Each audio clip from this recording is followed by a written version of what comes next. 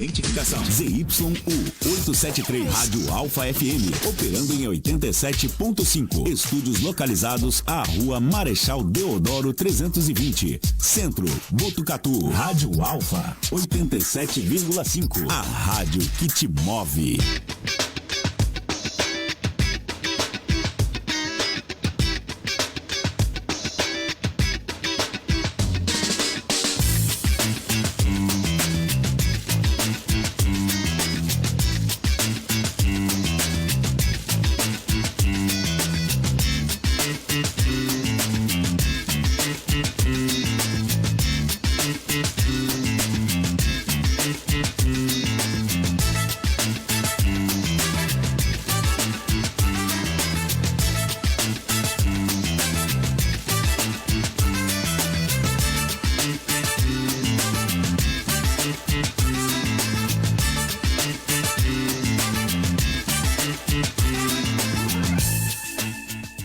Ótima tarde a você ligado na programação da Rádio Alfa FM, a rádio que te move. Eu sou Vinícius Alves e esse é o nosso Alfa Resenha, que chega para mais um programa hoje, quarta-feira, dia 6 de março.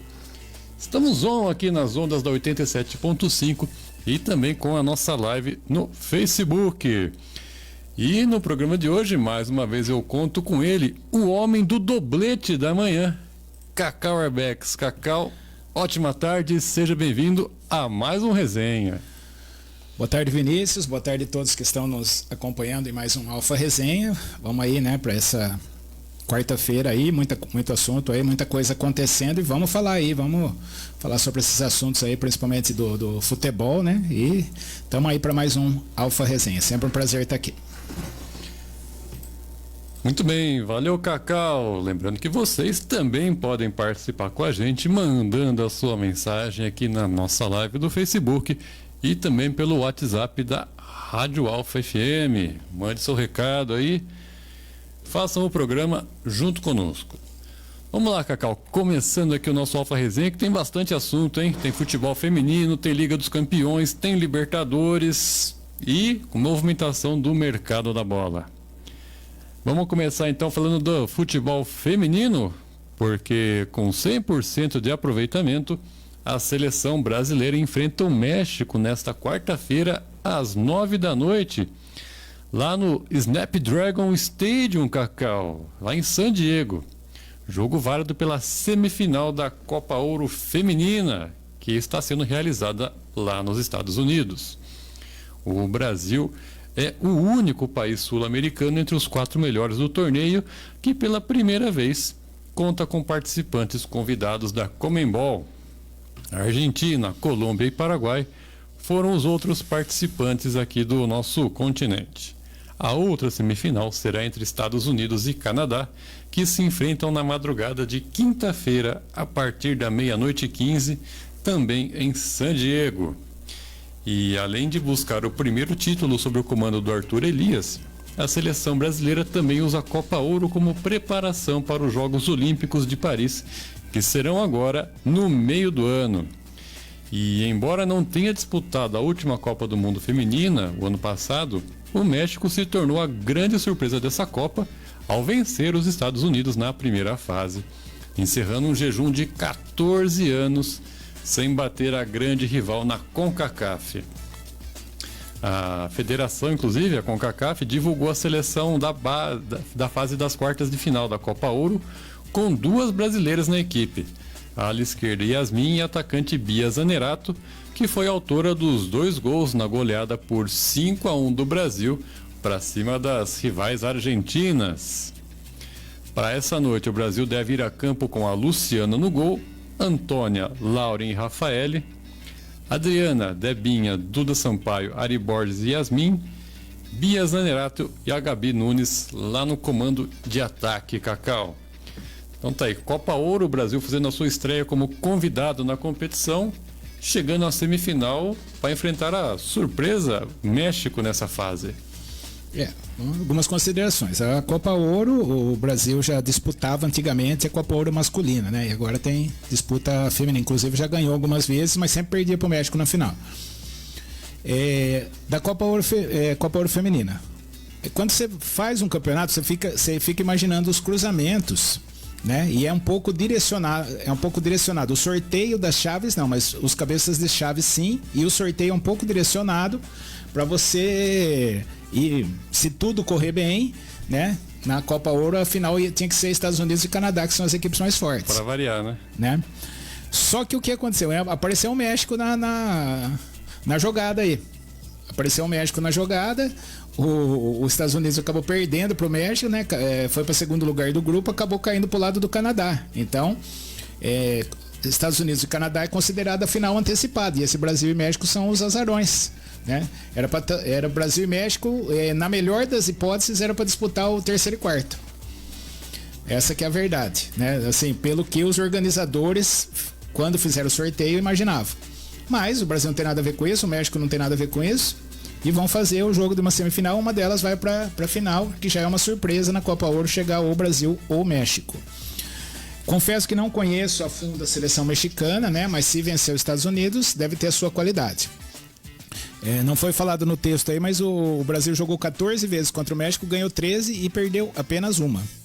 Né? Então o Brasil surge como favorito. São outras atletas, é uma nova geração brasileira, uma nova geração mexicana, mas o Brasil tem o favoritismo, apesar do México não sei como ter derrotado os Estados Unidos nessa mesma Copa Ouro. Então o Brasil tem uma bela chance de chegar pelo menos na final aí da Copa Ouro e talvez beliscar o título ou trazer pelo menos a medalha de prata aí dessa Copa Ouro.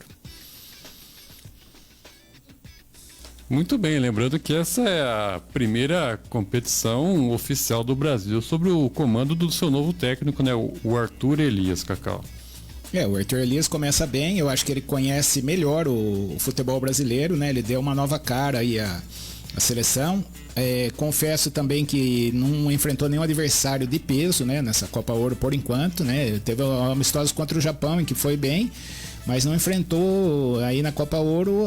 O melhorzinho um pouco foi a Colômbia, né? Que o Brasil ganhou de 1-0. Agora, as seleções de Porto Rico, o Panamá e a Argentina, que foram os outros adversários do Brasil, são de uma linha bem inferior à seleção brasileira, né? Então ainda não deu para mais. Não teve aquele teste mesmo, né? Exatamente. Então eu acho que essa semifinal também, eu acho que o Brasil é favorito contra o México e deve fazer a final com os Estados Unidos. Aí sim, um teste de verdade aí pro Arthur, mas eu acho que ele tá no caminho certo.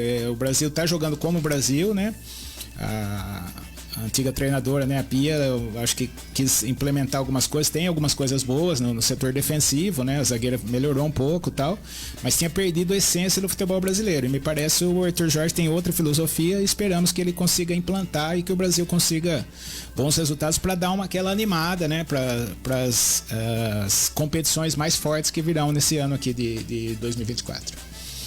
Isso aí. Principalmente a Olimpíada, né? Será que esse ano sai o ouro feminino? Difícil. Cada vez tá o Brasil perdeu, né? O Brasil perdeu 2 oportunidades de ouro de conquistar o ouro. Uma principalmente foi muito. Os Estados Unidos não estava com a seleção principal, o Brasil estava voando e perdeu. Aquela era a oportunidade de conquistar a medalha de ouro. Ia ser antes do masculino. Sim. Eu acho que agora fica muito mais difícil. Tem muito mais seleções qualificadas. Evoluiu bastante o futebol feminino, né? Em todo mundo. Muito. E na Europa principalmente, né? Tem várias seleções aí de ponta. Na Ásia sempre teve a China, principalmente, hoje a China está um pouco abaixo, né? O Japão, que tem uma excelente seleção. Na Europa tem várias seleções, né? A gente vê o equilíbrio do campeonato mundial. Na própria América do Sul desponta a Colômbia agora, né? Fez campanha melhor que a do Brasil no Mundial. Então, eu acho que o Brasil perdeu a chance da medalha de ouro. Eu acho que já perdeu a chance. Muito difícil o Brasil conquistar uma medalha de ouro novamente. Ou poder chegar numa final olímpica. Sim. Pois é. Cacau, primeira passada na nossa live aqui, eu fiquei com saudade deles aqui, né? Ontem ficamos órfãos de vocês ontem aqui, só nós dois aqui, vocês apenas nos assistindo. Mas vamos lá, o primeiro giro na live nessa quarta-feira de Alfa Resenha, Cacau. Isso aí.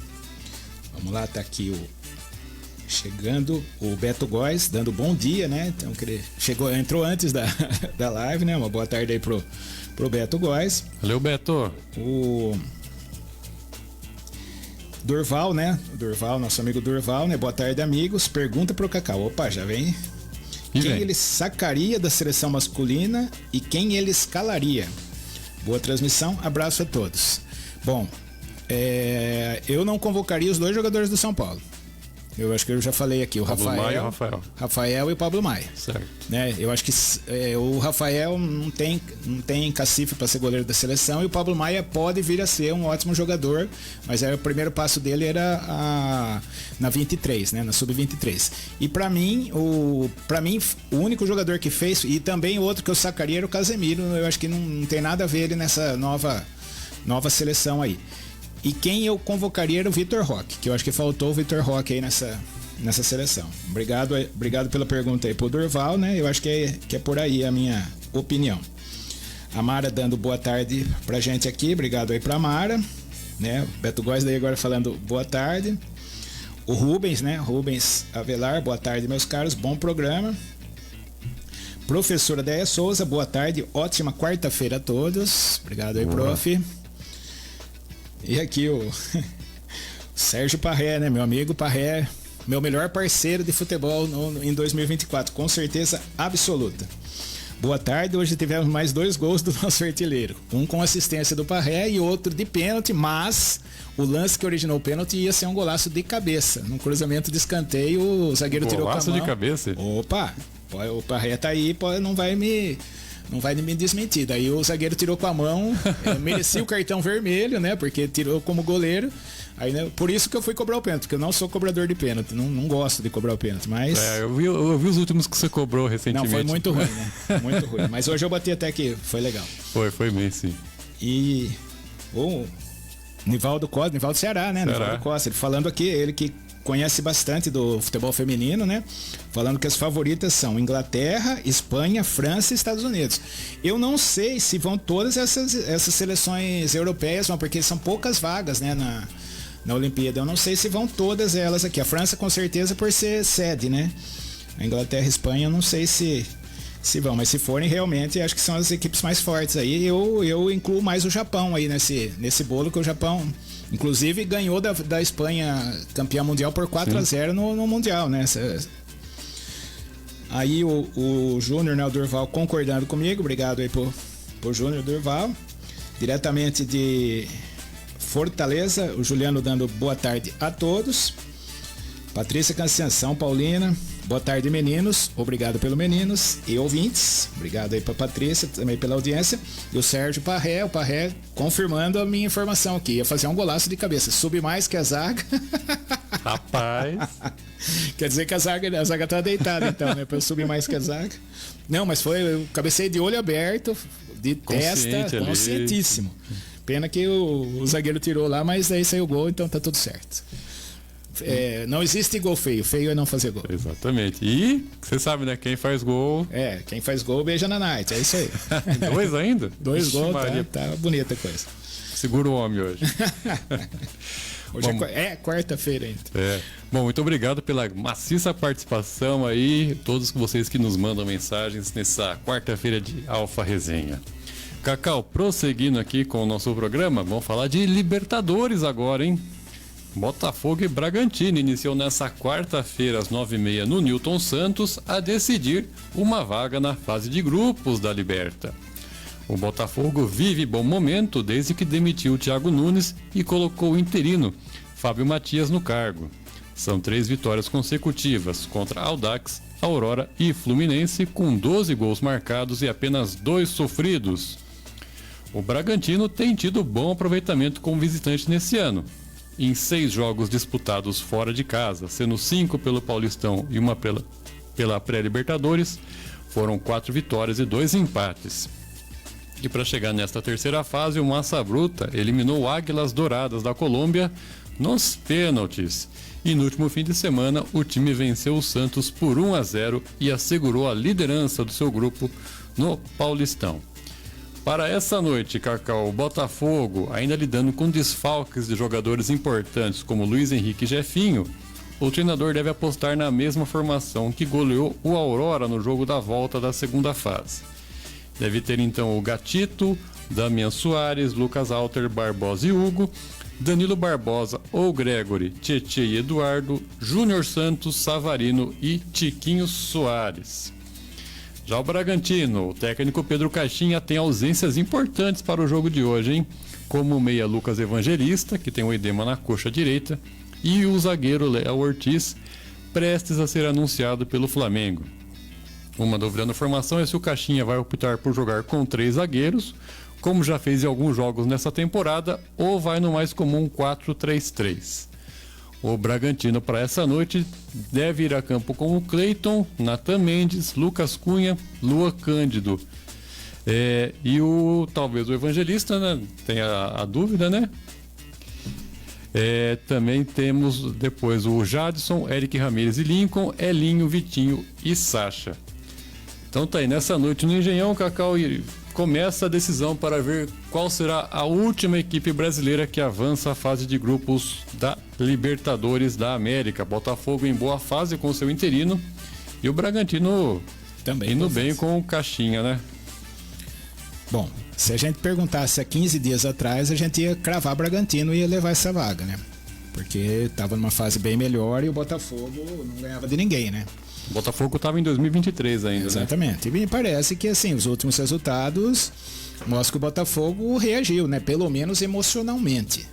Né? Consegue, ao contrário dos outros jogos, conseguiu a vitória contra o Fluminense nos últimos minutos, a goleada, né? Vai falar, mas o Aurora é fraco, só que o Botafogo tinha jogado com um time fraco e não conseguia jogar, a verdade é essa, travava.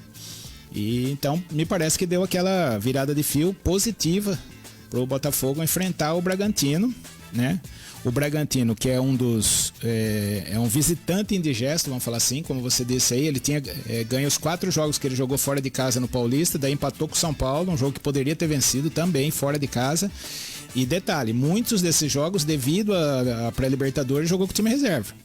Né? Então o Botafogo joga melhor fora de casa do que em casa. O Bragantino joga melhor fora de casa do que em casa. Então olho vivo aí pro Botafogo. Promete ser um grande jogo, né? São 2 times que jogam para frente. O Bragantino não é de esperar muito, gosta de jogar, gosta da bola, como o Botafogo também, né? Tem um estilo bonito de jogar, independente dos resultados que tem conseguido. O Botafogo é um time bonito de ver jogar, né? Tanto que a gente vê o clássico contra o Fluminense lá mesmo, com os reservas aí do Fluminense, foi um bom jogo, né? Lá e cá, né? Não tem muita retranca em jogo do Botafogo. Então, a esperança é de ver um grande jogo. A classificação é muito mais importante para o Botafogo do que para o Bragantino. O Bragantino não vai achar muito ruim se for jogar Sul-Americana. Não é o fim do mundo para o Bragantino. Para o Botafogo é questão de honra estar na fase de grupos da Libertadores, né? Porque era um lugar que ele já deveria estar e conseguiu se complicar até nisso, né? Mas hoje, né, começa a ter a grande oportunidade de realmente pôr uma pedra no que aconteceu no ano passado e seguir o seu destino, né? a sua caminhada de 2024, né? Botafogo que vai lutar pelo bi mundial, né? Vai pela Taça Rio, já está desclassificado no campeonato Carioca, né? Então ele vai joga hoje todas as fichas, né? Para conseguir essa classificação para Libertadores, que seria muito importante para amenizar os problemas que ocorreram o ano passado e amenizar também essa desclassificação no Campeonato Carioca, porque você não classificar entre os 4 do Carioca para um time grande é vergonhoso, mesmo o Nova Iguaçu estando nessa excelente fase que teve, que ficou em segundo lugar na classificação geral, né? Ficou por muito pouco. O Nova Iguaçu poderia, se o Flamengo não tivesse nessa fase maravilhosa, o Nova Iguaçu poderia ser campeão da Taça Guanabara. Tomou o lugar do Botafogo nas finais, mas agora eu tenho uma expectativa de um grande jogo, esse Botafogo e Bragantino. Aliás, um grande confronto, né? Não sei o que pode dar nisso aí, tá bem equilibrado, acredito eu, hoje. E aquela coisa, né, Cacau? Os times chegam para hoje, mas quem você acha que sente mais os seus desfalques? O Bragantino, que perdeu de vez o Léo Ortiz, né? Que a gente vai falar daqui a pouco da chegada ao Flamengo. Ou o Botafogo, que tem a contratação do Luiz Henrique, a contratação mais cara da história do futebol brasileiro. E também o Jefinho, que está de volta ao clube carioca. Olha, teve a brincadeira, né, que o Léo Ortiz ia pro Rio de Janeiro essa semana de qualquer jeito, né? Sim. Só que ele foi sozinho, ele não foi na delegação do Bragantino, né? Foi se apresentar ao Flamengo, já se apresentou, inclusive. Mas com relação aos desfalques, eu acho que o Bragantino sente mais. Porque o Léo Ortiz é um dos iniciadores desse projeto do Bragantino. Há muitos anos ele veste, não sei se é a camisa 3, né? Mas ele é o camisa 3, né? O zagueiro principal do Bragantino, e hoje não tem. Tanto que o Bragantino talvez tenha que improvisar o Luan Cândido como zagueiro. Ele que é lateral esquerdo, então não sei se o Bragantino vai ter um zagueiro para suprir essa ausência aí do Léo Ortiz. Então deve jogar o Luan Cândido, que é bem grandão, né? Tem uma característica muito mais de zagueiro do que de lateral, né? Apesar que bate bem na bola, né? Cruza bem. E assim, o Botafogo ele não chegou a acostumar com o Luiz Henrique. Então eu acho que quem deve sofrer mais, se falar pra mim quem faz mais falta, lógico que é o Luiz Henrique, que é um jogador que decide, né? Mas agora, quem vai sentir mais falta é o Bragantino, acredito eu. Muito bem, o Botafogo é aquela coisa, né? Caiu fora do Carioca, pode até não ser um mau negócio, porque aí consegue se focar diretamente aí na pré-Libertadores, e cair fora da Copa Rio, acho que para ele não vai ter um grande impacto, né? Tendo em vista a conquista do ano passado, que foi muito celebrada, né? Então, acho que não tá na semifinal do Carioca é até uma ajuda do que um empecilho, porque se perde hoje, aí semifinal, de repente contra um Vasco, contra um Flamengo, não, vai estar semifinal grande aqui, tem que focar. Mas agora que tá na Copa Rio, pode pôr as reservas para jogar lá, que então, deve dar conta. Para mim, faca de dois gumes. Se classificar para Libertadores, tá tudo bonito. Se não classificar, não classificou nem para as finais do Carioca e nem para Libertadores. Então, tudo no futebol em geral, tudo depende do resultado. Tudo é relativo. Tudo né? é relativo, depende do resultado. Muito em função do resultado. Muito bem, prosseguindo aqui com o nosso Alfa Resenha, tem mais participação aí, Cacau? Vamos aqui, quem está aqui com a gente, né? A Gislaine Oliveira chegando, né? Ela lá em Vitoriana, dando boa tarde pra gente aí, né? Boa tarde, bem-vinda, Gislaine. Vamos lá, o Turquinho chegando aqui, vamos ver o que ele tá perguntando aqui. Boa tarde, Vinícius, Cacau e audiência amiga. Ontem, correndo aos canais da TV, parei um pouco assistindo um jogo da Champions League. Como profunda é a vala que separa o nosso futebol do futebol europeu nos últimos 20 anos, e nada foi feito para diminuir esse profundo desequilíbrio técnico. A quem interessa esse estado de coisas? Vou dar minha opinião. O desequilíbrio vem muito do fator econômico. Sim. Porque o jogador hoje se destaca no Brasil e com 16, 17, 18 anos vai para a Europa. Qualquer jogador que se destaque no Brasil... Vamos ter vários exemplos aí, Gabriel. Vamos só falar do seu Palmeiras aí. Dois que foram, Gabriel Jesus e Endrick. As grandes revelações aí do Palmeiras praticamente não jogaram pelo Palmeiras, jogaram 1-2 temporadas.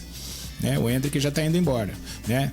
E a gente tem vários exemplos. Vinícius Júnior, Rodrigo, Vitor Roque, todos esses caras que poderiam estar brilhando no Brasil, devido à questão econômica e questão financeira, vão para a Europa. Então, quem tem mais dinheiro está levando. A gente pega, qual é a liga mais rica lá na Europa? É a Premier League, a liga inglesa. Então, é onde os jogadores querem jogar. Os melhores do mundo jogam lá. Talvez, eu posso até estar falando uma grande besteira aqui, mas a Premier League, o nível técnico da Premier League é maior do que uma Copa do Mundo, na minha visão. Porque tem vários jogadores, muitos times, né? A maioria dos times ali. É um time médio de Premier League, um time de meio de tabela, até viria aqui e nadaria de braçada num campeonato brasileiro, por causa da questão econômica. Mas eu falo que esse abismo era muito maior antigamente.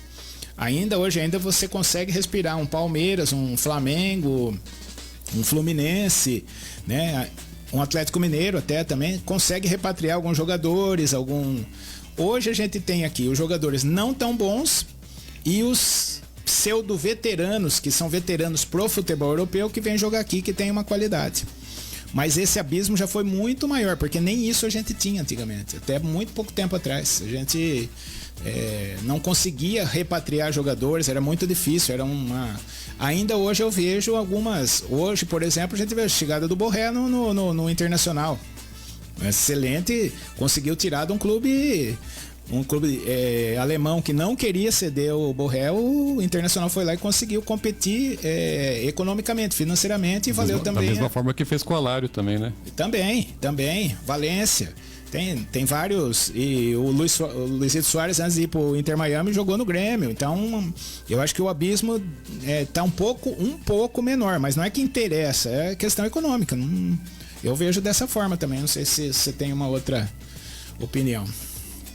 Quem paga mais contrata os melhores jogadores, né? Então a chance da liga ser mais forte e se distanciar do que é praticado aqui é maior, né? Mas o Brasil está num movimento interessante, né? Está conseguindo ser mais atrativo com esses jogadores, como você disse, veteranos para os padrões da Europa e tá conseguindo fortalecer a sua liga nacional também.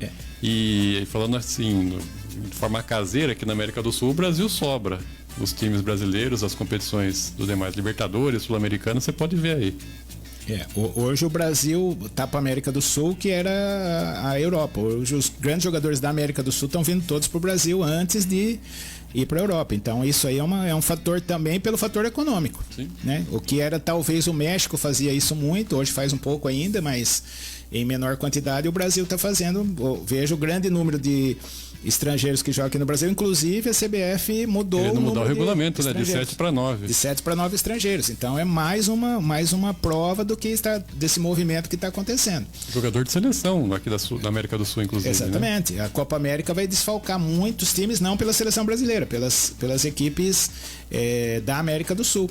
Né? Então eu acho que passa pela questão econômica, mas essa distância foi muito maior, na minha opinião, já foi muito maior. Muito bem. E tem mais duas aqui também. Opa! Né? A Deia Jimenez, né? Boa tarde, meninos. Obrigado pelos meninos. Tradicional porquinho e coraçãozinho verde. E o Turquinho falando, né? Que dura e triste realidade. Valeu, Cacau e Vinícius. Eu acho que é por aí.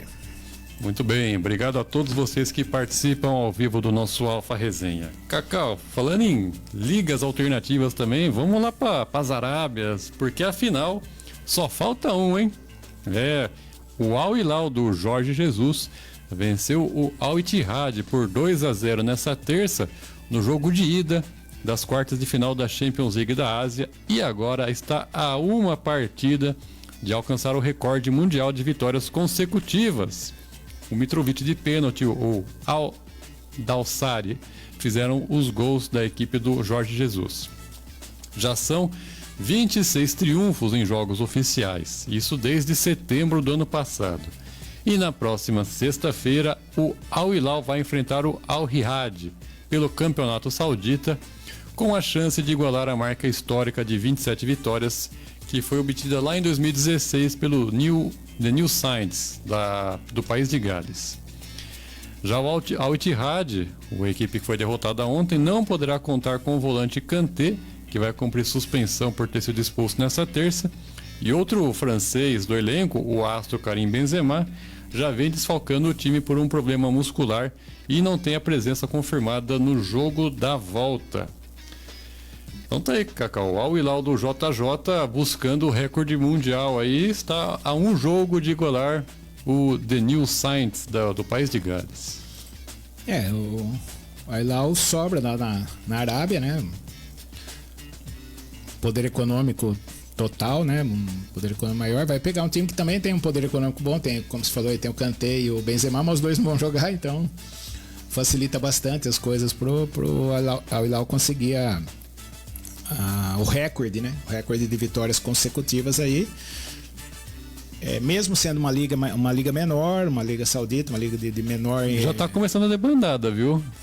Porque... O pessoal já viu lá que não é lá esse mar de rosas, não. Não é um mar de rosas, porque joga nem muito. Tudo é dinheiro também. Joga muito, uma atrás da outra.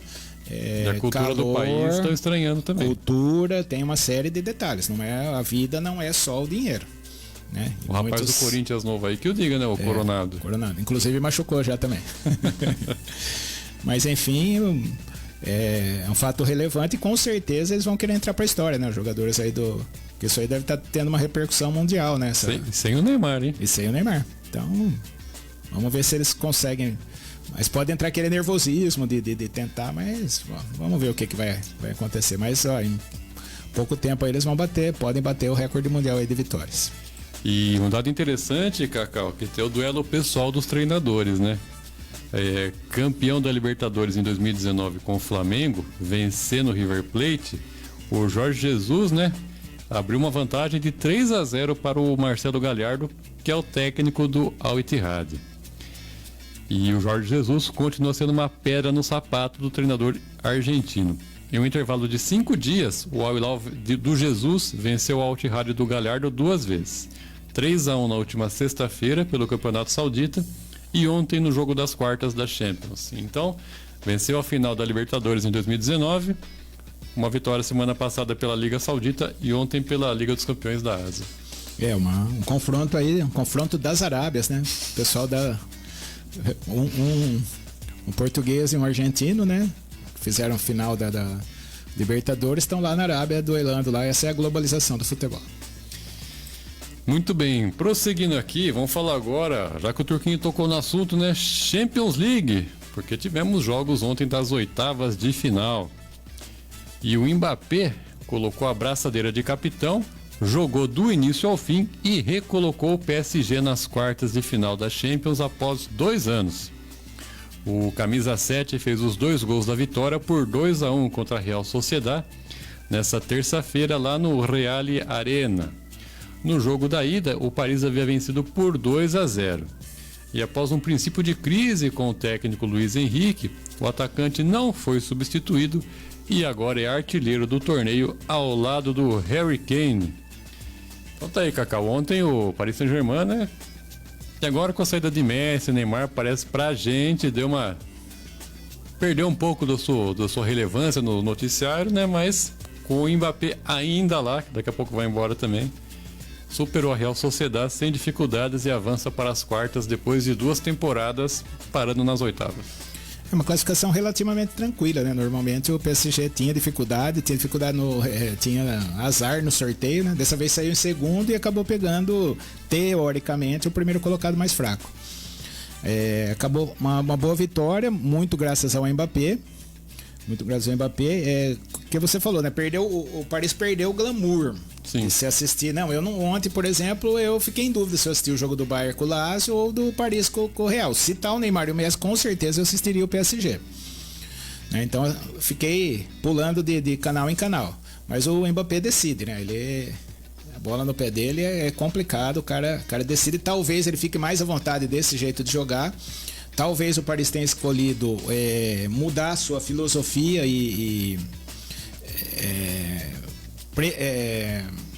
privilegiar mais a equipe do que o talento individual, né? Ter o craque lá, 1 ou 2 craques para decidir o jogo, mas ter uma equipe melhor. E acabou vencendo e vamos ver o que vai acontecer com essa equipe. Para mim é uma incógnita esse PSG, não sei, mas ele tem um cara que decide. O Mbappé hoje é o cara que decide, individualmente na Europa ele é o melhor jogador, sem dúvida nenhuma. Destaque também pro Beraldo. Tá na pauta aqui também. Né? Então, nós falamos então depois do Beraldo. Gostei muito da atuação do Beraldo, deve ter muitos elogios aí do Luiz Henrique. É isso aí, o Beraldo, né, ele foi titular como lateral esquerdo no jogo da ida e sofreu. Só que ontem foi titular novamente na zaga e foi um dos melhores em campo. O jovem ex-São Paulo foi seguro no desarme para travar finalizações e também muito bem na saída de bola. E o segundo gol do PSG nasceu de um passe longo rasteiro do defensor para o Ruiz, que ajeitou por ali da assistência para o Mbappé. E convocado pelo Dorival Júnior para a seleção, o Beraldo teve a sua melhor atuação desde que chegou ao Paris e rendendo inclusive elogios do Luiz Henrique, que falou que parece que ele joga aqui há não sei quanto tempo, né? Ele falou que ele nasceu, parece que o Beraldo nasceu embaixo da Torre Eiffel. Então, mas sensacional a atuação do Beraldo, e ele ganhou a posição do Marquinhos, que é considerado, sinceramente, eu sou um crítico voraz do Marquinhos, não é acho, de hoje. Não é de hoje, você é testemunha aí, eu sempre falei isso, que não é zagueiro para seleção. Militão e Marquinhos, para mim, pelo amor de Deus. Né? E não tô sozinho, porque essa semana veio a polêmica aí, né, que o presidente do Corinthians falou que o Tite que pediu para vender o Marquinhos porque falou que não ia dar nada no futebol. Aí veio o castigo que o Tite convocou o Marquinhos para a seleção brasileira e ele perdeu o pênalti contra a Croácia, né, que decidiu o caminho do Brasil na Copa do Mundo. Mas falando do Beraldo, chegou... caminho de volta para casa. O caminho de volta. O caminho do Brasil. Ele decidiu o caminho do Brasil, voltar para casa. Mas enfim, falando do Beraldo, né? Ele foi lá, como o Luiz Henrique falou, tem jogador que é assim, que chega já assumindo a posição, tem personalidade, né? Apesar de ser um menino novo aí, tem personalidade, joga futebol, entre aspas, brincando, com tranquilidade. Então é um nome que provavelmente vai ser o zagueiro da seleção brasileira por muitos e muitos anos. Pelo menos promete isso. E um cara chegar do nada e ir para um Paris Saint-Germain, assumir a vaga de titular com tão pouca idade, tendo Marquinhos tido como um grande zagueiro no elenco, não é para qualquer um. Então o Beraldo já começa fazendo história aí no PSG e tomara que dê muito certo. Muito bem, seguindo aqui, Cacau, agora em homenagem ao Rubens, vamos falar um pouco do outro jogo dessa terça-feira, porque o Bayern de Munique deu um tempo na crise, venceu bem a Lazio nessa terça e garantiu a classificação às quartas da Champions. Jogando em casa, a equipe alemã teve boa atuação e contou com os gols do seu artilheiro Harry Kane, eleito o melhor em campo, para fazer 3-0 e reverter a desvantagem de um gol do jogo de ida. O inglês marcou 2 vezes e o Thomas Müller fez o outro lá na Allianz Arena.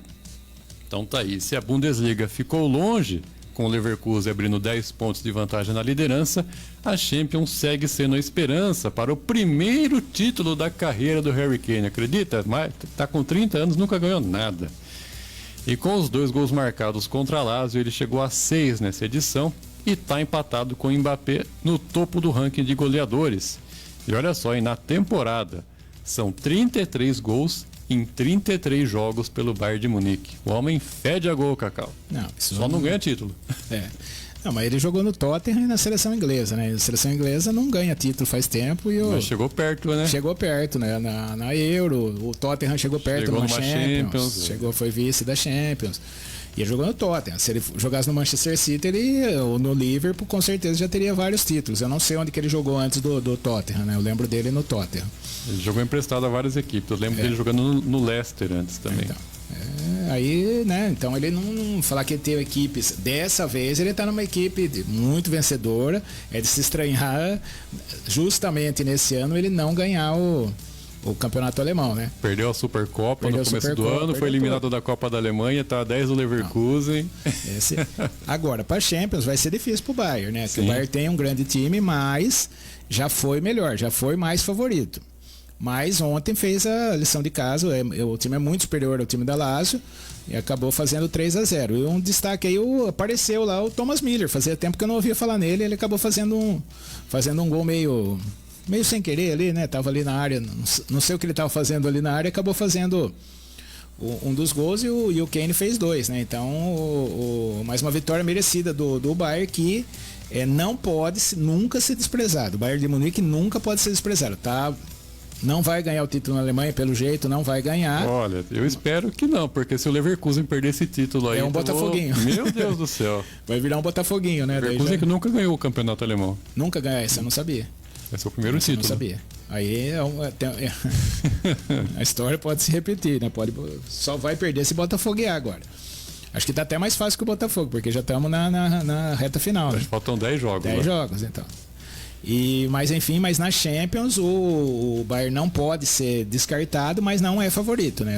Tem times melhores. O Real Madrid e City, por exemplo, estão bem na frente. E eu falo mais, o Arsenal também é um time que, apesar, acho que perdeu o primeiro jogo, né? Primeiro jogo agora das Porto, oitavas, né? Perdeu pro Porto de 1-0, mas é um time que está jogando muita bola, o time do Arsenal. Então, esses 3 times aí que os 3 estão jogando mais que o Bayern, mas não pode descartar. Muito bem, prosseguindo aqui, Cacau, mais comentários na nossa live, quem que tá chegando? Continua comentando, inclusive, né? O Rubens falando aqui que triste pro menor de Roma, né? A Lazio. Lazio, inclusive, para variar, envolvido em polêmicas, né? Lá em Munique, lá se reuniram num bar alemão, começaram a fazer uns cantos fascistas e... Ainda bem que o Bayern tratou de calar esses... Não sei se pode chamar de torcedor, né, Cacau? Essas pessoas que foram lá para Munique. Então, ainda, né, a gente... 2024 a gente tá falando disso, é lamentável, mas acontece. Muito bem, falar dos jogos de hoje, então. Temos mais 2 partidas e 2 postulantes a título, né? Começar falando do primeiro jogo, que é o do maior campeão. Com os brasileiros Vinícius Júnior e Rodrigo em campo, o Real Madrid recebe o RB Leipzig no Santiago Bernabéu para o jogo de volta das oitavas de final da Champions. Após a vitória por 1-0 na Alemanha, o time espanhol, que completa 122 anos de fundação hoje, tem a vantagem no placar agregado, com a bola rolando às 17 horas. O confronto da ida foi marcado por muito equilíbrio entre as equipes, com o espanhol Brahim Dias aparecendo para decidir o duelo no segundo tempo. E com a vantagem conquistada, o time merengue pode até empatar o jogo no Bernabéu, que avançará para as quartas de final. Mandante do duelo, o Real Madrid vem de 9 jogos de invencibilidade na temporada. E além disso, a equipe do Carlo Ancelotti tem 100% de aproveitamento na Champions. O Leipzig, por sua vez, precisa vencer o duelo por 2 gols para continuar na competição. E em 3 confrontos oficiais na história contra o Real, o time alemão venceu em apenas uma oportunidade. Então tá aí, o Real Madrid jogando em casa hoje, no dia do seu aniversário, pode carimbar a vaga para as quartas de final. O Ancelotti que tá meio enrolado com a Justiça da Espanha também, hein? Ai, meu Deus. O fisco tá de olho nele. Independente disso, vamos falar de dentro do campo, né? Essa semana aqui nós já falamos bastante de fora do campo. Bastante. Então, o Real tem tudo aí para conquistar a vaga, né? Favoritaço aí para conquistar essa vaga, já ganhou lá na Alemanha, então eu acho que hoje vai ser só para carimbar o passaporte rumo às quartas de final aí. Mas a gente quer ver os times grandes, né? Vamos ver os confrontos, as brigas de cachorro grande, né? Então, ontem com as classificações de Bayern e PSG, né? Em relação a Real Sociedad e Lazio foram o que a gente quer ver. Exatamente. Né? E hoje a gente vai querer ver o Real, e você vai falar do City daqui a pouco, a gente vai querer que eles carimbem a vaga também pra gente assistir esses grandes confrontos aí. É isso aí. Se nós falamos do maior campeão da Champions, vamos falar agora do atual. Porque o Manchester City entra em campo nessa quarta com uma boa vantagem em busca da vaga nas quartas. Jogando em casa, o time inglês enfrenta o Copenhague, podendo perder por até 1 gol de diferença, graças à vitória por 3-1 no jogo de ida.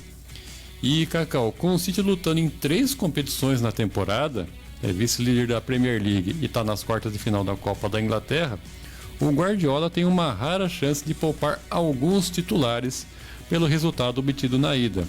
No entanto, o técnico não quer que o time relaxe com a vantagem construída e alertou na véspera do jogo para os riscos do adversário.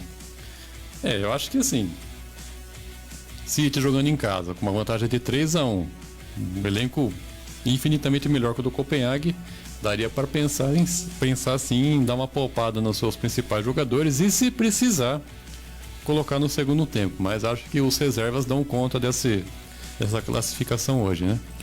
A classificação tá. O time reserva do City é melhor que o do Copenhague. Se entrar todo mundo do time reserva, é melhor que o Copenhague, jogando em casa, 2 gols de vantagem. É que assim, como o Muricy fala, às vezes a bola pune, né? Você entra assim, quer. Mas a mentalidade de Guardiola não entra assim, não. Não, o time não vai entrar assim. E mesmo assim, o cara que é reserva no City, o cara come a grama porque quer jogar. O Alvarez hoje vai deitar. Não, então, Então, mas assim, é oportunidade, porque no campeonato inglês, né, na Premier League, a dificuldade tá um pouco maior em virtude dos resultados do Liverpool, principalmente, e o Arsenal também tá na cola ali. Tá 63, 62, 61 então, a pontuação. Tá bem, e os times lá não perdem, né? Um empate só tá 1 ponto atrás do Liverpool por causa de um empate, era para estar 1 ponto na frente. Um empate aí fora do contexto, e aí tem que um empate, tá? E agora tem que buscar o resultado e torcer pro Liverpool, ou tirar isso no confronto direto. Então tá mais acirrado ali do que essa fase da Champions. Eu não sei se o Guardiola vai pôr o time inteiro reserva. Eu acredito que ele possa poupar alguns jogadores, né? Mas eu acho que totalmente reserva, não vejo assim. Duelo contra o Newcastle pela Copa da Inglaterra, hein? No final de semana. No final de semana, então. Mas será que a Copa da Inglaterra ele tá priorizando tanto assim? Então eu achei que era da Premier. Então, eu não sei. É capaz dele mesclar hoje e mesclar no domingo, né? No sábado ou domingo aí, não sei. Mas independente de que time que entra aí, o City vai passar do Copenhague. É muito difícil. Isso é fato. Essa, né? Eu acho que seria uma zebra muito grande aí se o City não passar aí, principalmente com 2 gols de vantagem obtidos no campo do adversário. O Copenhague já fez o seu papelzinho. Fez aí, a sua graça já. Já fez sua graça e bola pra frente. Muito bem, prosseguindo aqui, Cacau, a gente volta a falar do futebol brasileiro com movimentações no mercado da bola, hein? O São Paulo anunciou nessa terça-feira a contratação do atacante André Silva, de 26 anos, que estava no Vitória de Guimarães, lá de Portugal.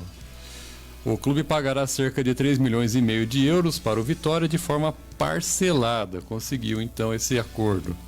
E o André assinou contrato de 4 anos com o tricolor até o fim de 2027. O jogador deve disputar a posição com o Caleri. E desde o ano passado a diretoria busca um atacante para substituir o titular quando necessário. No ano passado, o Erisson e o David fracassaram nessa missão. E o São Paulo teve a concorrência do Vasco, que ofereceu um valor maior aos portugueses, mas contou com o desejo do André Silva de se transferir para o Morumbis, onde poderá disputar a Libertadores nesse ano.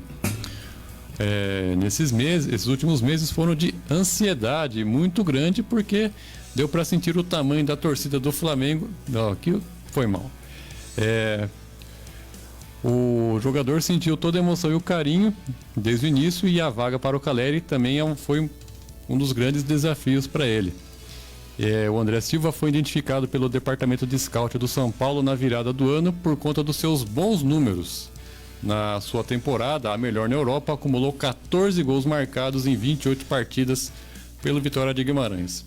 Outro fator que deve ter pesado é o local, o São Paulo, né? Porque nascido em Taboão da Serra, ali pertinho, o André Silva começou a carreira no Atlético de Diadema, passou pela base do Inter em 2017 e depois foi para Portugal, onde atuou por Rio Ave, Arouca e Vitória de Guimarães. E de volta ao Brasil, disputará campeonatos profissionais daqui pela primeira vez. Eu confesso que eu não conhecia esse André Silva, Cacau, mas o São Paulo estava de olho aí com sua equipe de scout e trouxe o jogador aí para fazer sombra pro Caleri. Também não conheço o jogador, nunca vi jogar. O DVD dele é bom e o scout dele é bom. Mas, olha os times que você falou aí: Rio Ave, Arouca e Vitória de Guimarães, né? É isso. E Atlético de Diadema. Então, não sei, assim, não tenho opinião formada, né? Mas provavelmente eu quero crer que o São Paulo não vai ficar contratando jogador por DVD, né? Deve ter quem indicou, quem deve ter um conhecimento para isso. Espero que não seja uma questão somente de empresários, né? De colocar o jogador aqui no mercado. Eu acho muito estranho, né? Quando vem, eu confesso que não gosto dessas contratações, jogador nessa, né, faixa de idade aí, quando volta da Europa, assim, não ter mercado lá, nenhum time. Mas ele tá indo bem nessa temporada lá na Europa, né? Acho que despertaria pelo menos interesse de algum outro grande de Portugal. É isso que me intriga. O porquê vir embora. Ele tem vontade de voltar para casa. Será? Ou é falta de oportunidade? Libertadão? Eu quero disputar uma Libertadores? Não sei. Assim, sempre causa para mim estranheza. Pode até ser verdade tudo, mas eu não vejo. Se ele tá indo bem na Europa, mesmo no time pequeno, despertaria interesse de outras equipes, como você falou, principalmente ali do país que ele joga, né? De Portugal, e você não percebe isso. Mas espero que seja um bom substituto pro Caleri, né? E é melhor ter um centroavante aí tem a sua experiência europeia aí, né? Deve ter uma certa experiência, né? Disputou aí esse campeonato português principalmente, e vem pela primeira vez jogar, né, em campeonatos aqui no Brasil, né? Brasil e na América do Sul. Esperamos que dê certo aí, ele seja uma solução. Um reforço talvez para as quartas de final já do São Paulo? Pode ser. Mas daí tem que tirar um jogador, né? Tem que machucar, tem que ser algum machucado, acho. Não sei como que funciona isso.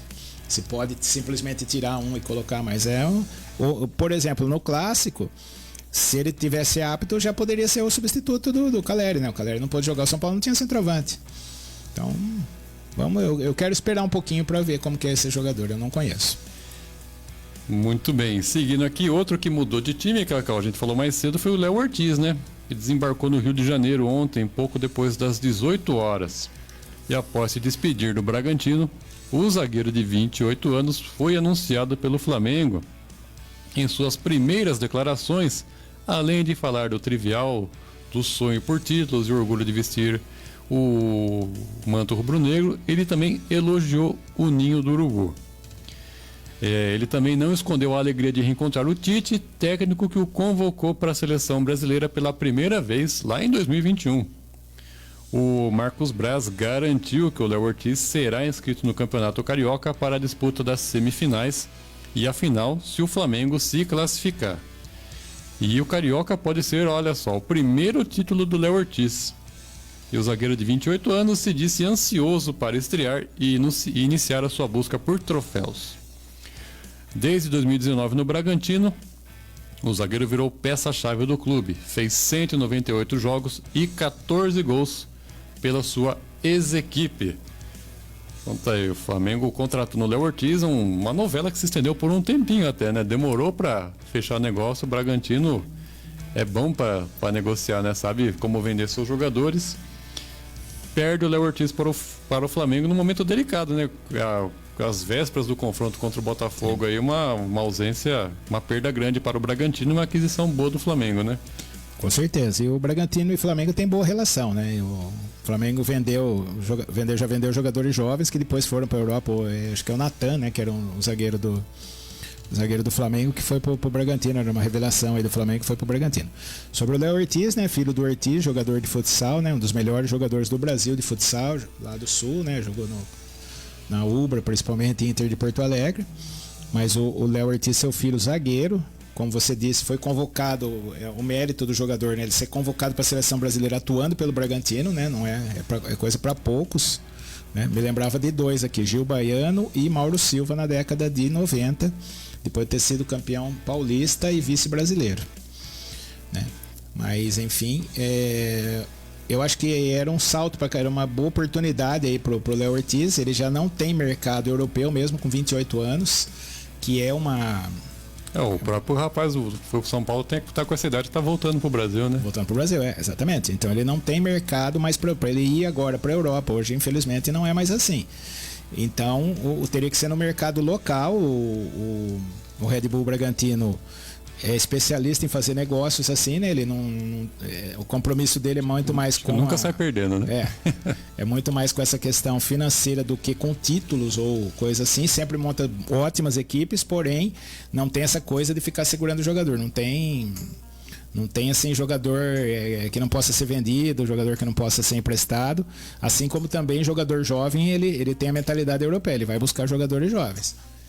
O Léo Ortiz com 28 anos, talvez fosse a última oportunidade que tem o Bragantino de vender o Léo Ortiz, que já prestou seu serviço para a equipe de Bragança Paulista, e também a última oportunidade do Léo Ortiz de ir para uma equipe grande e fazer história também numa equipe grande, porque ele é um grande zagueiro. E tentar ganhar um título, né? Tentar ganhar um título, mas assim, eu acho que o jogador sempre chega com fazer história, ter mais oportunidades na seleção, a visibilidade é maior, né? Tem toda essa história. E o jogador, acho que cumpriu o seu papel direitinho lá no Bragantino e agora quer ter um voo maior em termos de título, em termos de disputar campeonatos maiores e coisas desse tipo. Eu acho que a negociação é boa para os dois, na minha opinião. Poderia ter esperado, aqui eu não sei como que é o regulamento, mas poderia ter esperado o confronto com o Botafogo, né?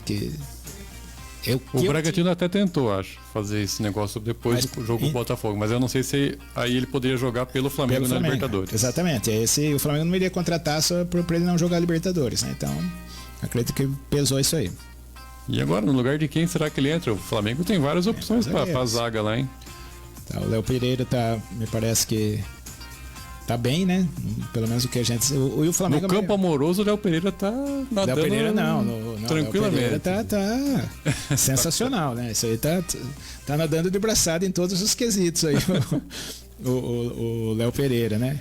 E assim, a defesa do Flamengo é a menos vazada do Brasil, né? Só tomou um gol esse ano. Então... ali ele conseguiu uma vaguinha, vai ser difícil ali, mas o Tite Fabrício tem... Bruno, tem o Davi Luiz, tem o Pablo também. O Davi Luiz e o Pablo estão meio afastados, mas eu acho que ele vai brigar com o Fabrício Bruno e com o Léo Pereira para uma vaga. Acredito eu.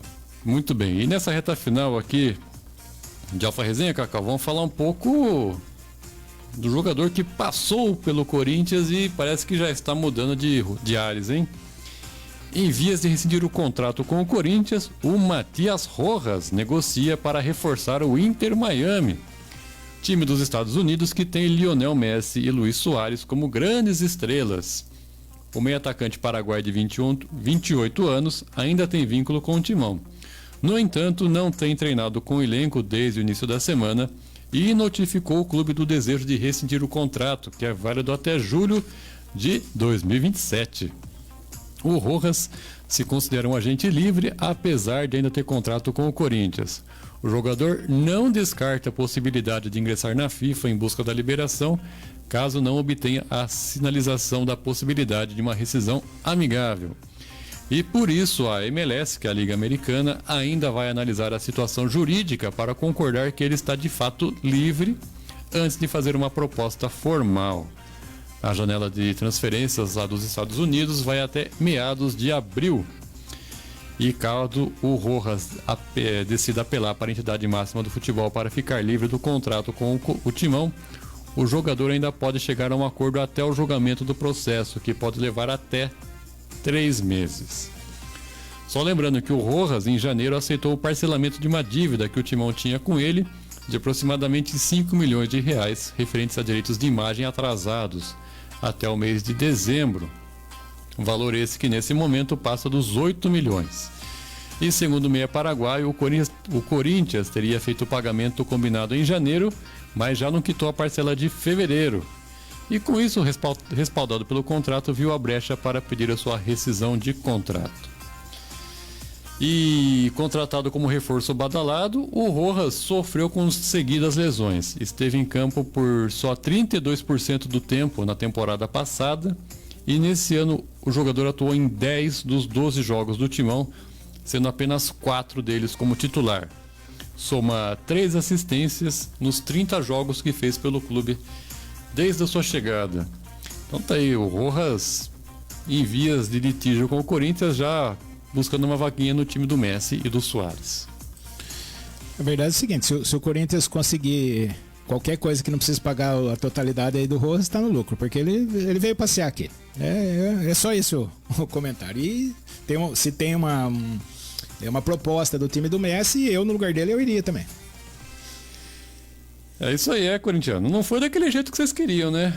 O Rojas, que foi contratado, eu vi, né? Belos lances dele, cobranças de falta, bola parada ali, chutes de longa distância, mas no Corinthians não aconteceu, né? O DVD dele é bom. O DVD é bom, exatamente. Bom, Cacau, tem mais comentário aí ou não? Finalizamos aqui. Ah, muito bem. Bom, esses eram os nossos destaques de hoje do Alfa Resenha. Queria agradecer a todo mundo que mandou a sua mensagem e deixar suas considerações finais, Cacau Arbex. Valeu, Vinícius, valeu todo mundo que nos acompanhou aí. Voltamos amanhã então, vamos acompanhar aí a rodada aí, o que vai acontecer no futebol, e voltamos amanhã, se Deus assim nos permitir, a partir do meio-dia aqui com mais um Alfa Resenha. Sempre um prazer estar aqui, valeu, Vinícius, valeu, pessoal. É isso aí, obrigado a todo mundo que curtiu, comentou e compartilhou o nosso programa. Amanhã então, a partir do meio-dia, a gente está de volta com muito mais informação. Grande abraço a todos, valeu!